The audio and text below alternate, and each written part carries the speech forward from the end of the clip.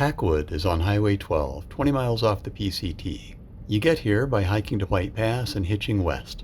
The convenience store at White Pass is the more common resupply point, but Packwood is the nearest town. The local IGA is a full grocery store with fresh produce, snack bars, a variety of jerky, and all the typical stuff you'd expect to find at a small town grocer.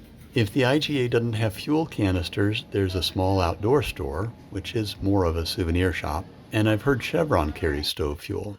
If you need to replace some clothes, the Presbyterian Thrift and Gift is on the outskirts of town to the south.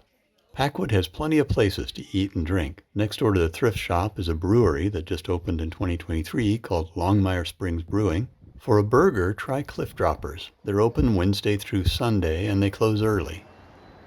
Cruiser's Pizza is open every day.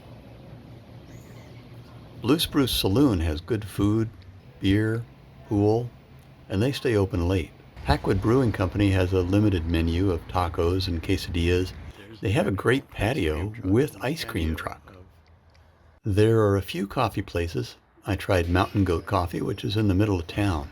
Guidebooks might list the Hotel Packwood as an affordable hostel, but locals tell me the place has undergone a big renovation and raised the room rates. Packwood Inn is in town, across from the grocery store. They have a laundry and a hiker box. Ask for the hiker rate.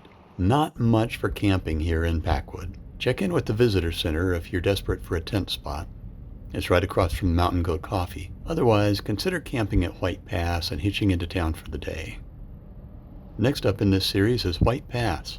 I'm CoolTrails. See you there.